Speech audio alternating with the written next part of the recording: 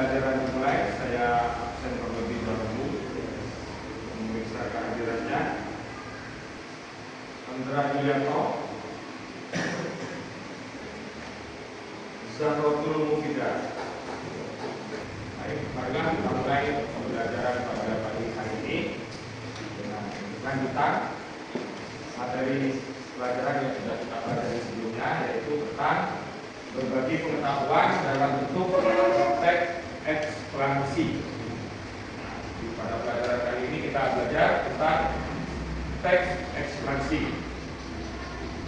Pertama, ekspansi merupakan teks yang menjelaskan suatu proses tentang asal-usul proses atau perkembangan suatu fenomena, mungkin berupa peristiwa alam, fenomena sosial, ataupun budaya. Jadi teks yang akan kita pelajari pagi hari ini adalah teks yang menjelaskan tentang proses terjadinya sebuah fenomena atau suatu peristiwa. Ada banyak fenomena yang terjadi di lingkungan sekitar kita, entah itu fenomena alam ataupun fenomena sosial.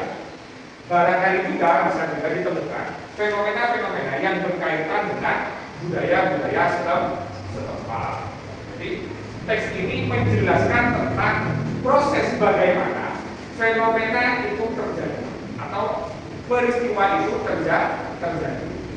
Menceritakan tentang proses terjadinya sebuah fenomena, baik itu fenomena alam ataupun fenomena sosial. Teks ekspansi dapat disamakan dengan teks narasi prosedural, yaitu teks yang menceritakan prosedur atau proses terjadinya sesuatu. Kalau teks prosedur itu menceritakan bagaimana cara kita membuat atau melakukan sesuatu, kalau teks ekspansi itu menceritakan tentang proses terjadinya sebuah fenomena. Peristiwa gunung meletus tidak bisa disebut dengan teks prosedur. Memangnya kalian bisa menceritakan bagaimana kalian membuat gunung itu bisa meletus, atau kalian membuat teks prosedur tentang peristiwa terjadinya gempa bumi? Berarti kan kalian yang melakukan. Kalau itu dimasukkan ke dalam kategori teks prosedur, meskipun sama-sama menjelaskan urutan kejadian, teks prosedur dan teks ekspansi itu memiliki bidang yang berbeda. Yang urutan peristiwanya berbeda. Teks ekspansi itu menjelaskan peristiwa terjadinya fenomena, baik itu fenomena alam ataupun fenomena sosial, sedangkan teks prosedur bercerita tentang bagaimana proses kita membuat sesuatu atau akan menggunakan sesuatu. Itu bedanya. Kayak di sini ada sebutan narasi. Narasi itu kan bercerita tentang rangkaian peristiwa. Isi dari teks ekspansi. Kenapa harus ada teks ekspansi? Karena di dalam teks ekspansi itu berisi jawaban tentang mengapa fenomena itu bisa terjadi. Jadi teks ekspansi menjawab pertanyaan mengapa fenomena itu bisa terjadi, seperti yang sekarang terjadi. Misalnya beberapa hari yang lalu Gunung Semeru sedang erupsi. Itu termasuk fenomena apa? Fenomena alam. Bagaimana itu bisa terjadi? Bisa dijawab melalui teks ekspansi. Ya, tidak serta-merta waktunya meletus memang Pak. Ya karena memang waktunya Gunung Semeru itu mengalami erupsi. Tidak bisa kita menjawab fenomena-fenomena yang terjadi di alam atau fenomena sosial dengan cara seperti itu. Apa yang kita jawabkan atau jawaban yang akan kita uraikan itu harus berdasarkan ilmu pengetahuan. Apalagi kaitannya dengan peristiwa atau fenomena alam. Tentu ada banyak penyebabnya. Banjir misalnya. Tidak serta-merta hanya karena hujan deras, tetapi bisa jadi penyebab-penyebab lainnya. Barangkali karena saluran air yang tersumbat, yang karena banyaknya sampah dan lain sebagainya. Kemudian isi yang kedua, teks ekspansi berisi jawaban atas pertanyaan bagaimana atau uraian akan peristiwa. selain menceritakan sebabnya, ya, selain menjelaskan tentang sebab terjadinya fenomena, teks ekspansi juga menjelaskan tentang bagaimana peristiwa itu bisa terjadi. Artinya apa? Di dalam teks ini juga diceritakan urutan peristiwa sampai akhirnya fenomena itu bisa terjadi. Artinya apa? Pada bagian ini yang dijelaskan adalah penyebab atau tindakan-tindakan yang memungkinkan atau berpotensi menyebabkan fenomena itu bisa terjadi. Kalau saya ambil contoh, banjir bisa terjadi karena intensitas hujan yang cukup tinggi dengan kurun waktu yang cukup lama, salah satu penyebabnya. Kemudian yang kedua, aliran air yang tersumbat. Tersumbatnya karena apa?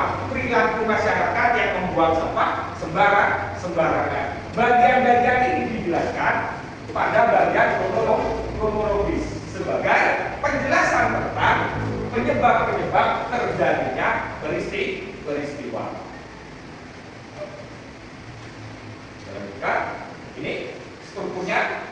Teks ekspansi itu memiliki 3 struktur. Yang pertama, identifikasi fenomena yang berisi latar belakang kejadian secara umum, penyebab terjadinya fenomena secara umum. Kalau contohnya banjir itu apa? Kita identifikasi dulu, jelaskan ya, definisi banjir itu apa, kemudian apa biasanya yang menyebabkan banjir itu bisa terjadi. Kemudian struktur bagian kedua, proses kejadian ini menceritakan tentang kronologi, berbagai macam rangkaian peristiwa yang kemudian menyebabkan fenomena itu kemudian terjadi.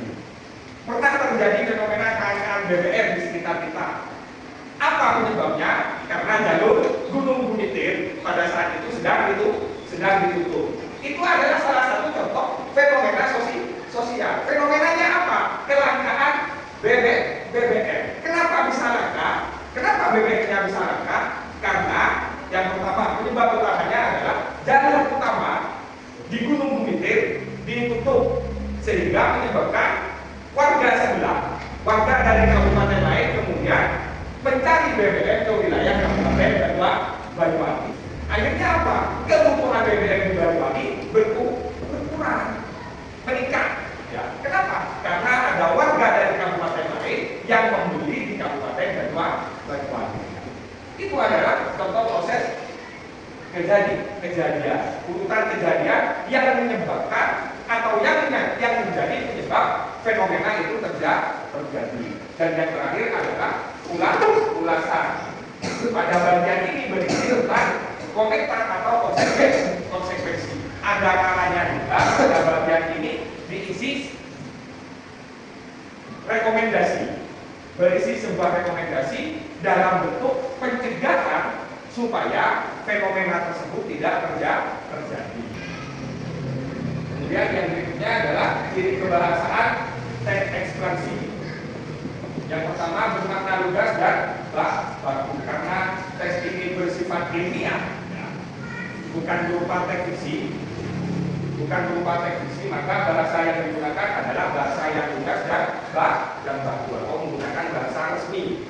Ya, tidak boleh menggunakan bahasa komunikasi atau mencampurkan bahasa daerah dalam menulis teks ekspansi. Kemudian ada kata ganti non persona. Kata ganti non persona itu adalah kata ganti yang digunakan untuk benda, bukan untuk manusia.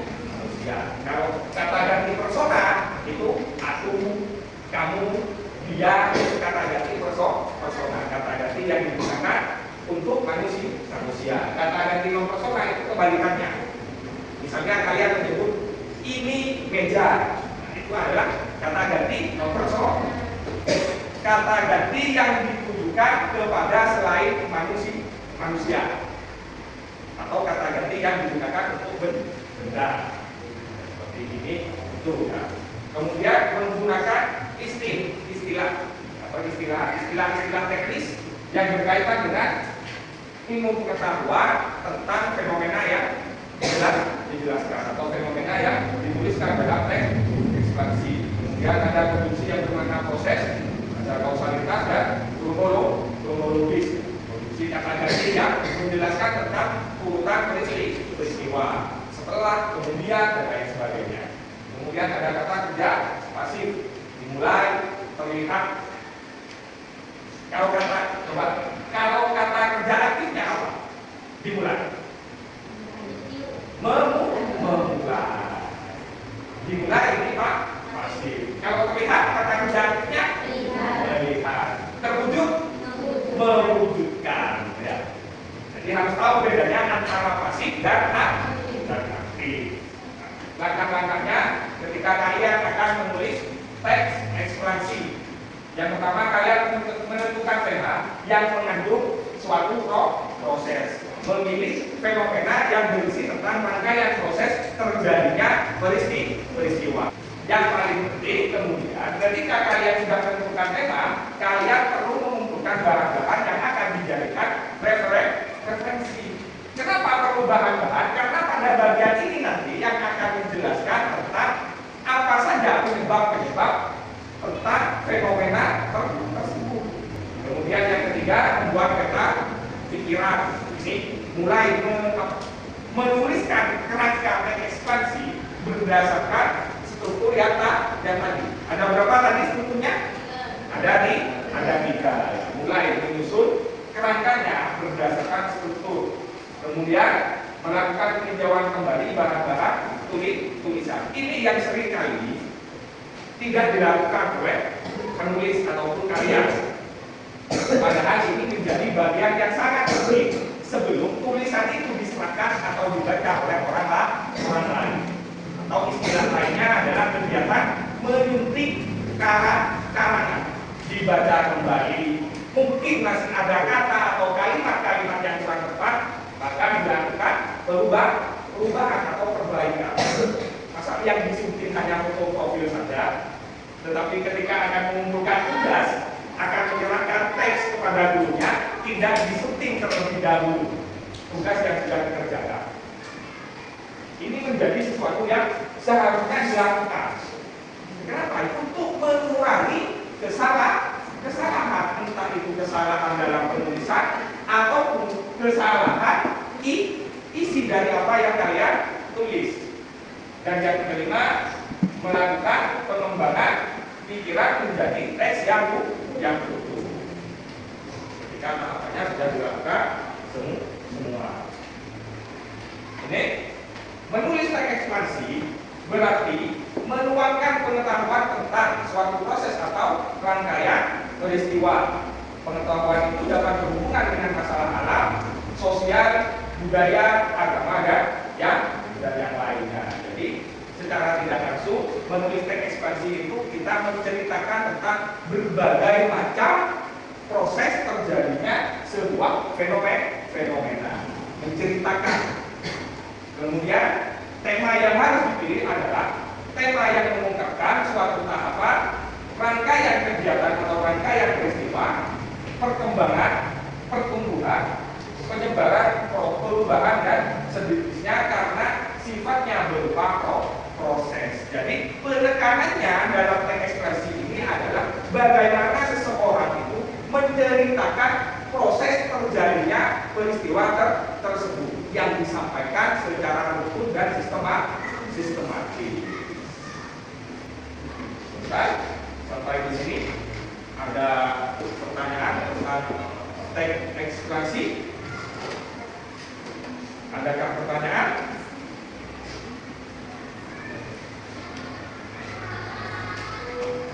Tidak ada. Silakan seperti biasa membentuk sebuah kelompok yang putra-putra, kemudian yang perempuan menjadi 2 kelompok untuk mulai berangan-angan bagaimana caranya menyusun atau membuat teks ekspresi. Selanjutnya menunjuk salah satu perwakilan untuk maju ke depan membacakan hasil dari apa yang sudah ditulis. Silakan. Ini dari saja. Tidak perlu memilih topik yang berat-berat. Ya, fenomena-fenomena yang biasa terjadi di lingkungan kalian saja.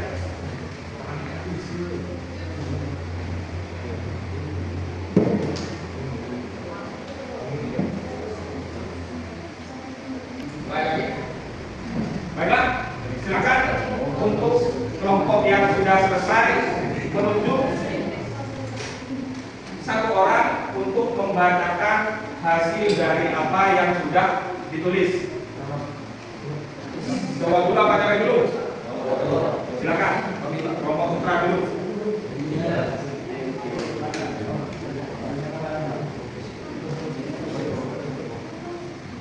Cari ya.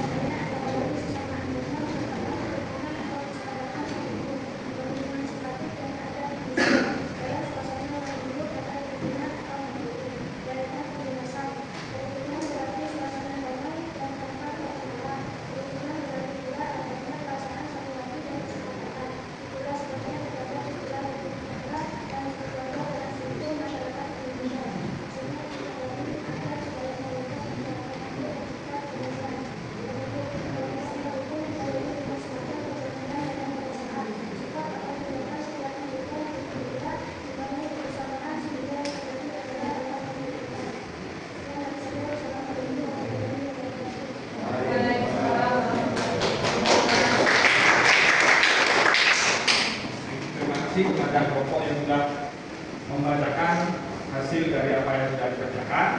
Maka untuk pertemuan berikutnya saya ganti siklusnya untuk lebih kecil ya. Lingkupnya lebih kecil menjadi tugas perorangan.